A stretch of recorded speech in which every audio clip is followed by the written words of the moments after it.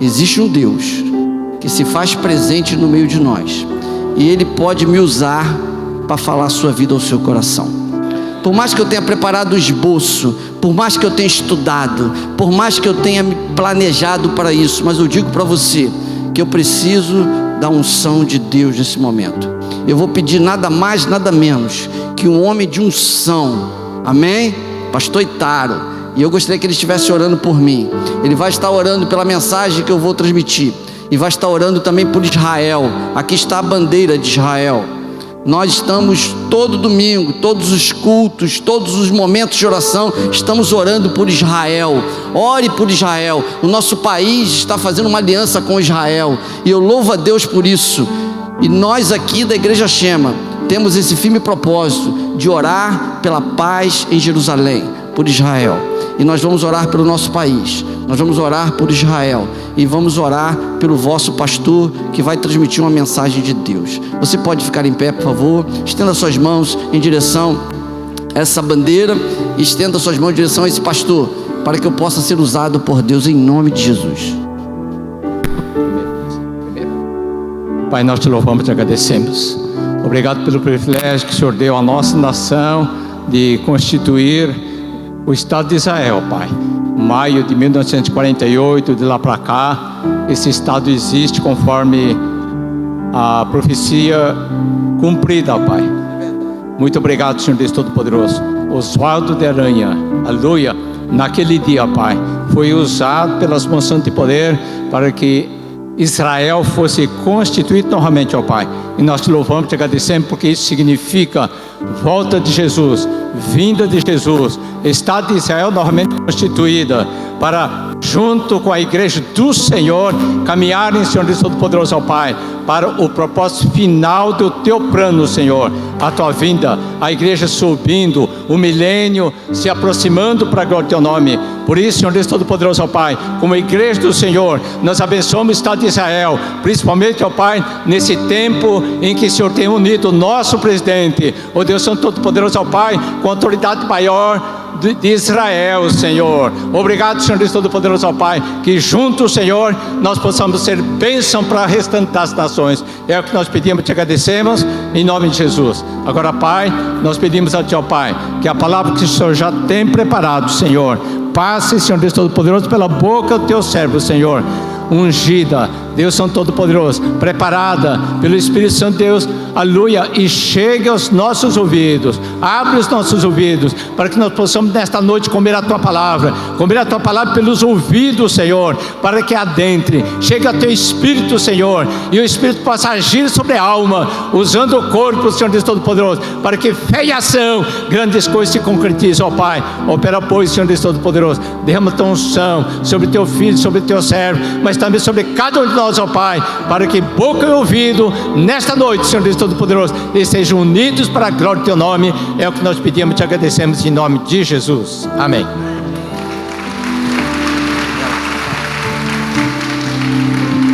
Glória a Deus, amados. Podemos assentar. Abra sua Bíblia, por favor, no livro de Mateus, capítulo 24. Assentado como você está, nós vamos compartilhar um texto bíblico que se encontra nos 2 capítulos de Mateus, do Evangelho de Mateus, o capítulo 24 e 25. O capítulo 24 tem o título final, o sinal do fim dos tempos. O capítulo 24 vai de 1 até o seu versículo de número 35, que fala sobre o sinal do fim dos tempos. Logo a seguir, a partir do 24:36, você vai ver a segunda etapa, que vai falar sobre o dia e a hora são desconhecidos. Você entra no capítulo 25, você vai ter a parábola das 10 virgens. No capítulo 25, versículo 14, você vai ver a parábola dos talentos. Mas hoje nós leremos desse contexto todo apenas 25, a partir do 31, que fala sobre o julgamento das nações. Mateus 25, 31, que diz assim: quando o Filho do Homem vier em sua glória, com todos os anjos, ele se assentará em seu trono, na glória celestial. Todas as nações serão reunidas diante dele. Ele vai separar uma das outras, como o bom pastor separa as ovelhas dos bodes, e colocará as ovelhas à sua direita, e colocará os bodes à sua esquerda. Então o rei dirá aos que estiverem à sua direita: venham benditos de meu Pai, recebam como herança o reino, esse reino que foi preparado para vocês desde a criação do mundo. Pois eu tive fome, vocês me deram de comer, eu tive sede, vocês me deram de beber, eu fui estrangeiro, vocês me acolheram, necessitei de roupas, vocês me vestiram, estive enfermo, vocês cuidaram de mim, tive preso e vocês me visitaram. Então os justos lhe responderão: Senhor, quando te vimos com fome, quando te demos de comer, quando te vimos com sede, quando te demos de beber, quando te vimos como estrangeiro e te acolhemos, quando necessitaste de roupas e te vestimos, quando te vimos enfermos ou presos e fomos te visitar? O rei respondeu: digo a verdade, o que vocês fizeram a um dos meus menores irmãos, a mim me fizeram também. Então ele dirá aos que estiverem agora à sua esquerda: malditos, aparte-se de mim para o fogo eterno, preparado para o diabo e seus anjos. Pois eu tive fome, vocês não me deram de comer, eu tive sede, vocês não me deram de beber, eu fui estrangeiro e vocês não me acolheram, necessitei de roupas e vocês não me vestiram, estive enfermo, preso e vocês não me visitaram. Eles também responderão: Senhor, quando te vimos com fome, quando te vimos com sede, estrangeiros, necessitando de roupas, enfermos ou presos, e não te ajudamos? Ele responderá: digo a vocês, o que vocês deixaram de fazer a alguns destes pequeninos, também a mim deixaram de fazê-lo. E estes sinais irão para o castigo eterno, mas os justos para a vida eterna. Que Deus possa abençoar essa palavra lida aos nossos corações, amém. Amados, eu fico impressionado com esse texto de Jesus. Quem disse foi o nosso Senhor Jesus. Diga: o nosso Senhor Jesus. Aquele que foi o pregador por excelência, aquele que esteve aqui na terra e falou para todas as pessoas com toda a autoridade, vivendo, pregando, curando. É interessante que nesse momento do ministério de Jesus, ele começa a falar acerca dos últimos tempos. E nesta noite, o pastor pregando em 15 a 20 minutos, ele não vai falar o apocalipse, ele não vai falar aquilo que vai acontecer. Existem seminários, escolas dominicais, para que você aprenda acerca do Armagedon, acerca do arrebatamento da igreja. Isso tudo está em Apocalipse, em Daniel. O milênio, a tribulação. Eu não estou aqui para me aprofundar nesses assuntos tão importantes, mas eu estou aqui apenas para que você entenda que dentro desse contexto de Mateus 24 e 25, Jesus quer destacar acerca do final dos tempos, acerca das últimas coisas, de tudo que acontecerá no fim do fim. E muitas das vezes a gente vive uma vida, a gente se preocupa com muitas coisas, e a gente se esquece dessa mensagem tão profunda de Jesus, que não tem a intenção de explicar nesse texto acerca do milênio, da grande tribulação, do Armagedon, mas ele está aqui mostrando para todos nós um momento sublime que muitos de nós passaremos de forma direta ou indireta. Os que estiverem vivos presenciarão, os que estiverem mortos ressuscitarão, mas todos nós, sem exceção, estaremos diante do Senhor para o julgamento final, para o dia da chamada prestação de contas, onde nós vamos apresentar diante de Deus e Ele vai nos julgar segundo as nossas obras, segundo o texto bíblico. E nesta noite eu gostaria de compartilhar com vocês esse contexto do texto.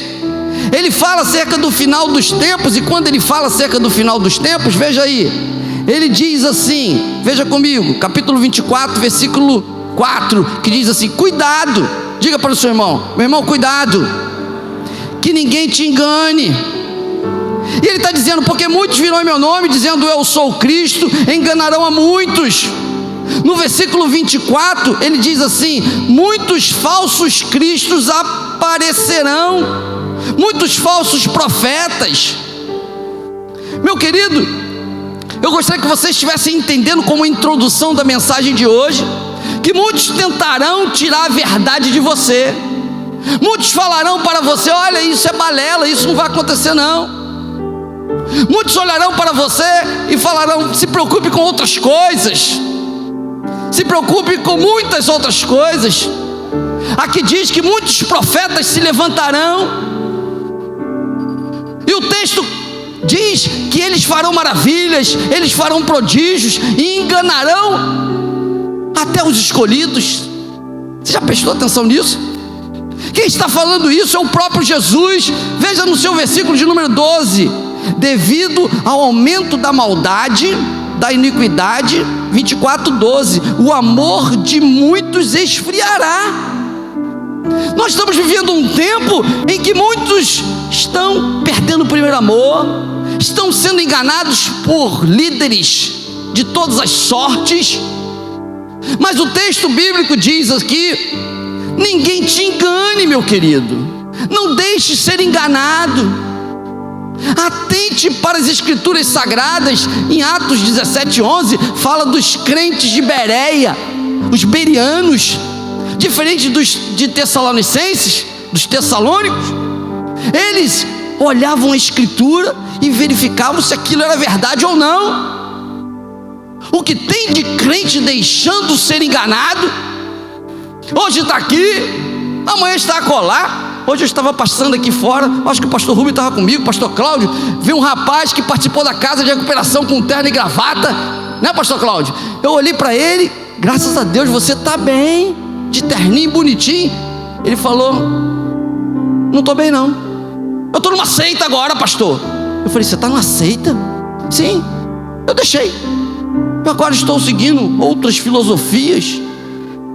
Passou pela nossa comunidade terapêutica, fez os 12 passos. Primeiro passo: reconheço que sou impotente diante dos meus vícios e sentimentos.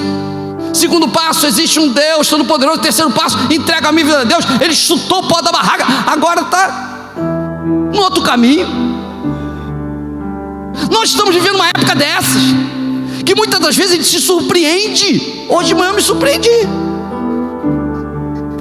O que tem de gente que antes conosco cantavam, antes que corriam bem, muitos que corriam bem, o hino diz: longe de ti agora vão. Outros correm, mas também frios sem amor estão. Muitos estão fora, outros estão dentro, sem vontade. Jesus diz assim: não se deixe enganar. Olhe para o seu irmão e diga: meu irmão, não se deixe enganar. Em segundo lugar, esse contexto de Jesus, ele avança, porque além dele falar no capítulo 24, versículo 4, não se deixe enganar, ele começa a dizer no versículo 36, quanto ao dia, a hora, ninguém sabe.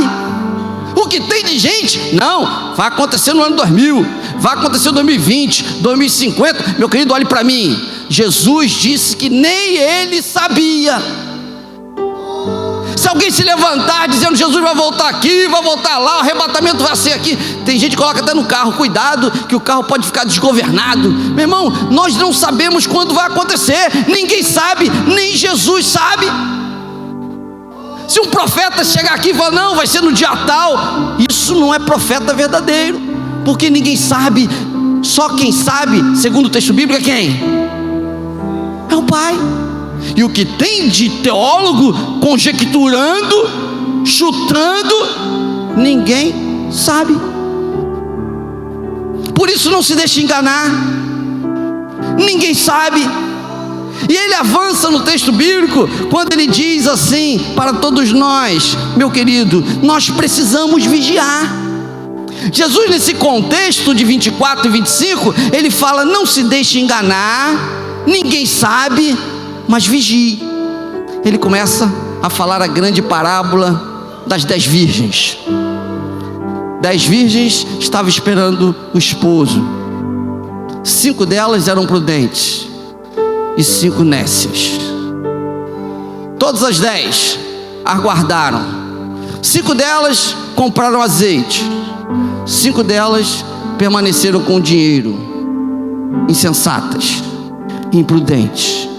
O texto bíblico diz que à meia-noite o noivo veio e todas as 10 seguiram, mas 5 delas não tinham azeite e pediram às outras 5: dê-nos do seu azeite. E elas falaram: se dermos do nosso azeite, nós ficaremos sem. Vocês possuem dinheiro, vão comprar. Elas foram comprar, e quando voltaram, o noivo já tinha passado adiante e elas perderam a bênção. Quando Jesus fala da parábola das 10 virgens, no contexto bíblico, ele estava falando acerca da vigilância. Esse é o contexto. Preparação, investimento. Se você soubesse a hora que o ladrão estivesse preparando para dar o bote, certamente você se prepararia, mas você não sabe. Vigie, esteja atento. Tem crente que não está atento, não está vigilante. O contexto do final dos tempos está dizendo: vigilância se faz necessário. Você não pode estar preocupado com as outras coisas e se esquecendo das coisas de Deus. No decorrer desse texto, ele avança um pouco mais. Ele fala da parábola dos 10 talentos, dos talentos, ou melhor. E a parábola dos talentos, diferente da parábola das virgens, 3 pessoas receberam talentos. O primeiro recebeu 5, o segundo 2 e o terceiro 1. E você conhece. O que recebeu 1, na prestação de contas, disse: aqui está o teu talento. O que recebera 5, entregou 5. E recebeu do Senhor: servo bom e fiel, no pouco foste fiel, no muito te colocarei, entra no gozo do teu Senhor. O que recebeu 2, recebeu o aval, a aprovação: servo bom e fiel, no pouco foste fiel, no muito te colocarei. Todavia o que recebera 1, escondeu e olhou para o Senhor e disse que o Senhor era rude demais, que plantava onde não colhia, e devolveu. E o patrão olhou para ele e falou: você deveria ter dado o meu dinheiro para os bancos, porque eu receberia com lucro. Mau e negligente servo. Se a parábola das virgens fala sobre a vigilância, nessa parábola dos talentos fala sobre os resultados, fala sobre o lucro, sobre os frutos. Está dentro do contexto da volta de Jesus. Às vezes a gente saca esse texto, traz uma mensagem tremenda, mas a gente se esquece que o contexto está no contexto da volta de Jesus, acerca dos nossos frutos, do nosso lucro, do nosso resultado. Vigilância e resultado. E logo a seguir, para concluir, foi o texto bíblico. Veja que dentro do contexto, porque a gente sabe que texto fora de contexto é pretexto. A gente tem que entender o contexto para tirar uma mensagem grande. Vamos lá. No início, Jesus diz: acautelai-vos, ninguém vos engane. Na sequência ele diz: calma, ninguém sabe o dia e a hora. Em terceiro lugar ele diz assim: vigie, esteja atento, vigilante. Você tem condições. Em terceiro lugar ele diz isso. Em quarto lugar ele diz assim: olha, eu estou avaliando os teus resultados. Aquilo que você recebe é aquilo que o patrão Deus te deu para você multiplicar. Você não recebeu nada para você, você recebeu para multiplicar. Aí eu entro no texto de hoje, de uma forma muito objetiva, porque agora você já entendeu o contexto. E o contexto do texto que a gente leu no capítulo 25, vamos lá agora, é acerca do julgamento das nações. Ele fala acerca do julgamento dizendo assim: quando o Filho do Homem vier com todos os anjos, verso 31, ele se assentará no trono E ele vai colocar as ovelhas à direita e os bodes à esquerda. O contexto de hoje é o resultado de tudo isso. Atenção, vigie, eu não sei a hora, vigilância, resultado. O texto de hoje é o texto em que Jesus volta, seja pós-arrebatamento, porque aqui eu acredito que é depois da tribulação, depois de tudo, aqui é no final do final, onde o Senhor vai olhar para cada um de nós e vai começar a julgar-nos. Eu posso até dizer que esse texto aqui é o texto em paralelo com o texto de Apocalipse, em que o Senhor vai pegar todo mundo, vai pegar o livro da vida e vai começar a julgar a cada um segundo as nossas obras. E esse texto fala de forma clara que ele vai chamar as ovelhas, vai colocar à direita, vai chamar os bodes e vai colocar à esquerda, e vai dizer para a direita e para a esquerda: vinde bendito de meu Pai, possuí por herança que está preparado desde a fundação, porque tive fome, me deste de comer, tive sede, me deste de beber, estava nu e me vestistes, estava enfermo e você cuidaste das minhas feridas. Para a esquerda, ele vai olhar após ver o livro da vida, tudo direitinho, lá seu nome, vai falar assim: olha, apartai-me de mim, vós, para o fogo eterno preparado para o diabo e seus anjos, porque quando eu tive fome não me deste de comer, tive sede não me deste de beber, estava ferido, não cuidaste de mim, estava nu, não me deste de vestir. Esse é o contexto que Jesus conta para os discípulos. Aí um discípulo levanta e diz: Senhor, nessa prestação de conta que o Senhor está falando aí, como que a gente vai saber? A ajuda foi a quem? Aí Jesus sabiamente falou assim: quando fizeres a um dos pequeninos. Meu querido irmão, gostaria de dizer uma coisa para você nesta noite. O Senhor, na prestação de contas, Ele vai colocar para a direita e para a esquerda. E é interessante, veja comigo em Apocalipse capítulo 20, abra lá, rapidinho, só para a gente concluir esse texto bíblico. Apocalipse 20, diz assim, do versículo 7: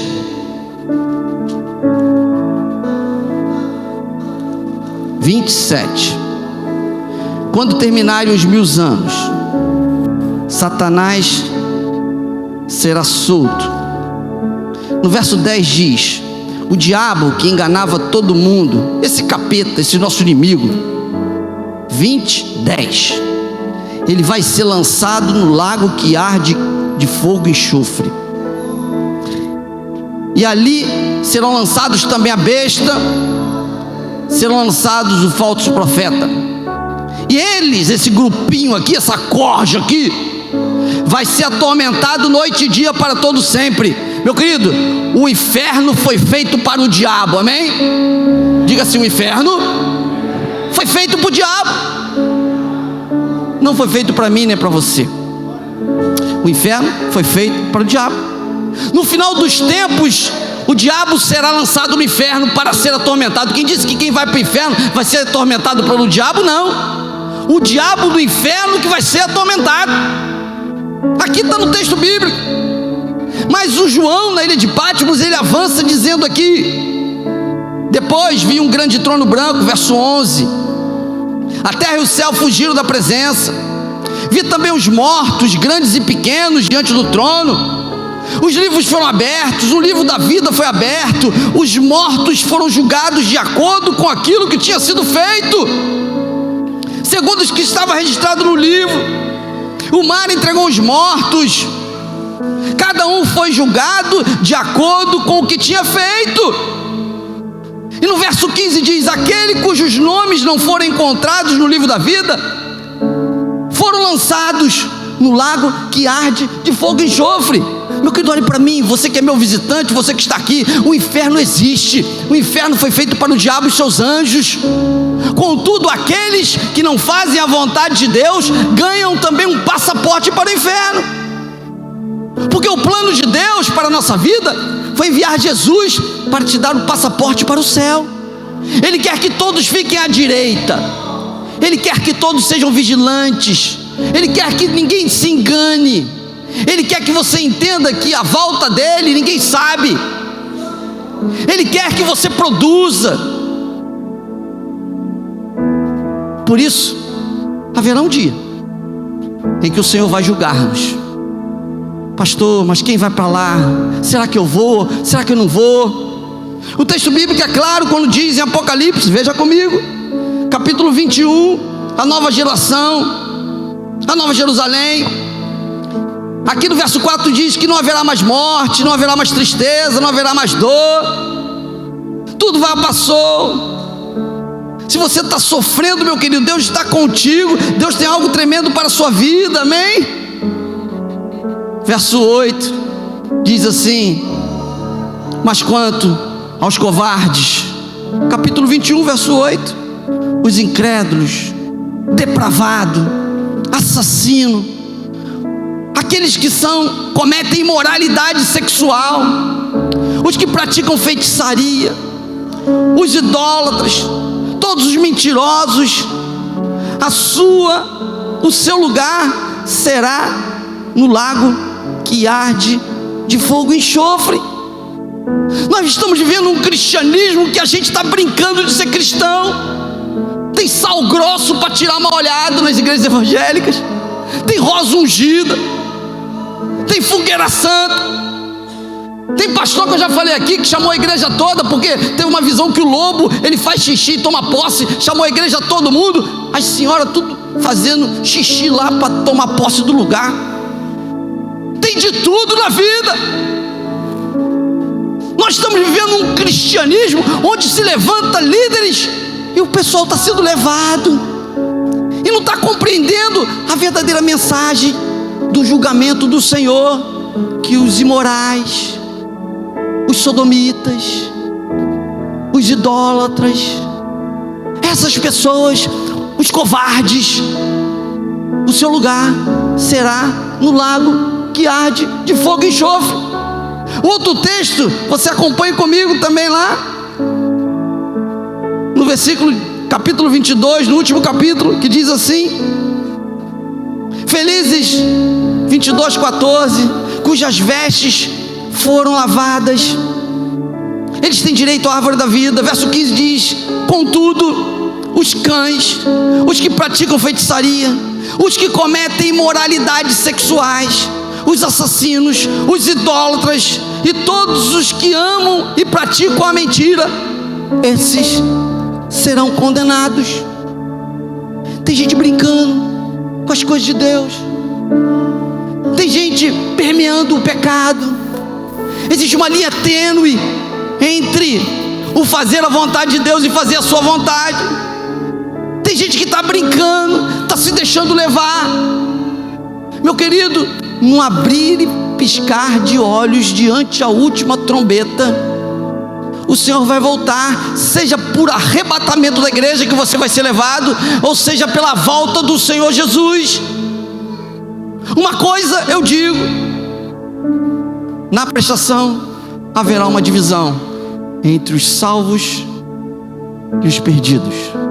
Eu gosto daquele filme O Alto da Compadecida. Quantos já viram? Legal, né? Que o Chicó, lá na hora da prestação de contas, o Chicó é uma figura. Oh, eu apelo para Nossa Senhora. Isso é filme, isso é fábula, porque a Bíblia descreve que o homem está ordenado morrer uma só vez, vindo depois. Uma das maiores mentiras que o Satanás tem colocado na vida de muitos cristãos é mostrar para eles que existe o purgatório, que você faz e depois alguém reza um culto, tem até rezar culto, reza uma missa e depois você pula de um lado para o outro. O máximo que pode pular é dentro do inferno. que se morrer sem Deus, está longe dos caminhos do Senhor, pode apelar para todo mundo.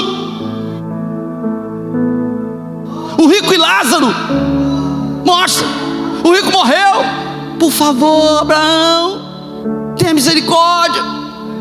Não tem jeito, o seu destino está traçado. Meu querido, não se deixe enganar. Se você está em dúvida, aquilo que o pastor está falando, pega a palavra de Deus e começa a estudar, e você vai ver que a Bíblia descreve isso, que o nosso Jesus, que o seu Jesus diz isso. Não se deixe enganar. Se alguém se levantar dizendo que eu sei que o Senhor vai voltar, faça o que você quiser e depois vai dar tempo, meu querido, não vai dar tempo, não vai ter tempo.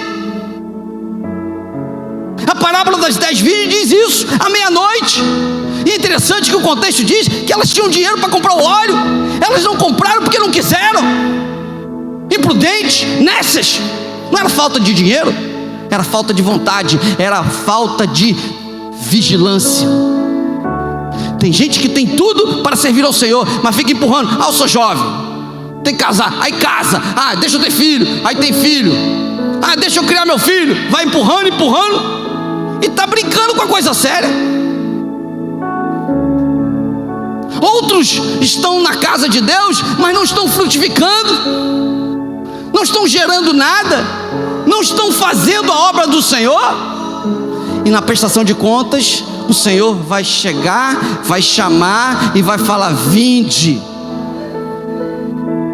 aproxima-se de mim, vinde, afastai-me de mim, não vos conheço. Aí você pode falar: pastor, eu preciso me avaliar, como eu estou, o que você tem feito pelos pequeninos. Os discípulos perguntaram: Jesus, que avaliação eu posso ter de mim? E Jesus falou: quando fizeste a um dos pequeninos. Ontem eu vi com a Simone um filme, eu não me lembro o nome do filme, é um filme da Netflix, 2019, que fala sobre um jovem que no Sudão, ele pegou um montão de gente refugiado e colocou em Israel.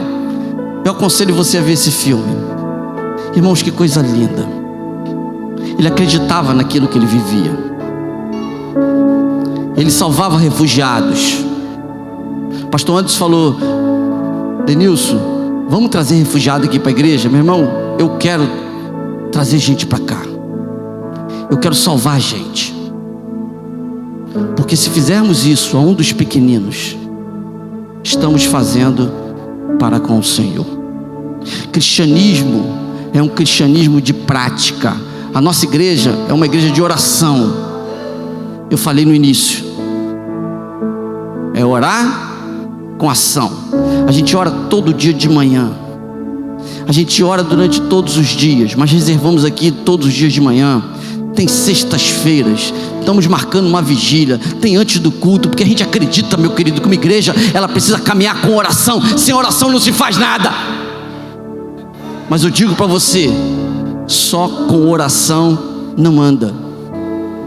Precisa de ação, sair da zona de conforto, ter cheiro de gente, ajudar, auxiliar, cuidar. É isso que Deus quer para a sua vida, porque haverá um dia da prestação de contas, e esse dia está se aproximando. Eu não sei que dia é, mas os últimos tempos já dizem que isso está muito breve. Em breve o Senhor está voltando, em breve a igreja será arrebatada, e nós seremos julgados pelo Senhor. E certamente você quer receber do Senhor: vinde benditos de meu Pai, possuir por herança o reino que está preparado desde a fundação do mundo. Todos nós queremos ser aprovados, mas para ser aprovado, meu querido, você precisa obedecer a palavra do Senhor. Conta-se que um pastor embarcou no ônibus, pagou a passagem, mas depois percebeu que recebeu um troco a mais. E ele, depois que percebeu isso, ele voltou para o trocador e falou: trocador, me desculpa, mas eu acho que o senhor me deu um troco a mais. Aí ele, trocador, olhou para o pastor assim: não foi por acaso, eu te dei o troco a mais, porque eu fui lá na sua igreja no domingo e o senhor pregou sobre a honestidade. E eu queria testar para ver se você era bom na prática ou só era teórico. Meu querido, você tem praticado o evangelho que você está vivendo?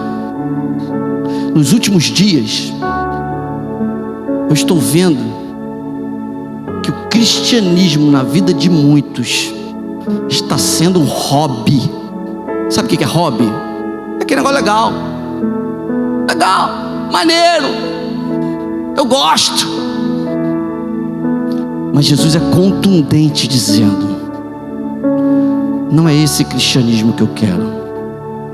O cristianismo que eu quero, o meu evangelho, é o evangelho verdadeiro, onde há entrega, onde a pessoa está preparada em qualquer momento para o julgamento. Se Jesus voltar agora, ó, que susto tomou, hein?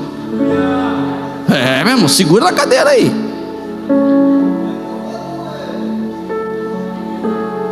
Você está preparado? Tá? Eu finalizo naquela história lá no Rio de Janeiro. Isso foi no Rio de Janeiro, que os traficantes entraram na igreja. Já falei aqui, meteram a arma em todo mundo e falaram: só quero que fique aqui os crentes aqui. Vamos botar para arrebentar. Quem não é crente sai fora. Todo mundo ralou, pastor, diácono. Só ficou uma senhorazinha velhinha lá tremendo: eu sou crente, eu sou crente. Aí ele falou: agora sim, pode orar pela gente, baixa a arma, ora por nós, nós precisamos de uma serva fiel ao Senhor. Você está preparado para o chamado de Jesus? Se o Senhor voltar agora, você está preparado? Feche seus olhos em nome de Jesus.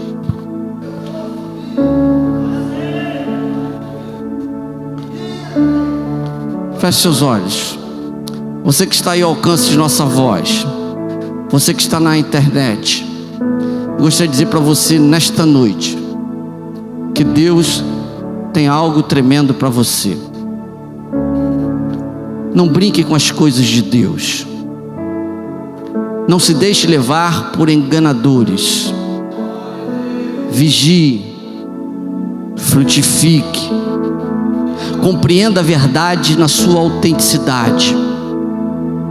Entregue teu caminho ao Senhor. Confia nele e o mais ele fará. O inferno não foi feito para você. O inferno foi feito para o diabo e seus anjos. Mas para que você entre no céu, é necessário você entregar sua vida a Jesus. E é necessário você praticar o evangelho do reino. Assim, você automaticamente hoje recebe o passaporte para o céu. E Ele está oferecendo para você. Diga para o Senhor: Senhor Jesus, a minha vida pertence a Ti. Eu me entrego ao Senhor. Tomo posse da salvação. Em nome de Jesus. Amém.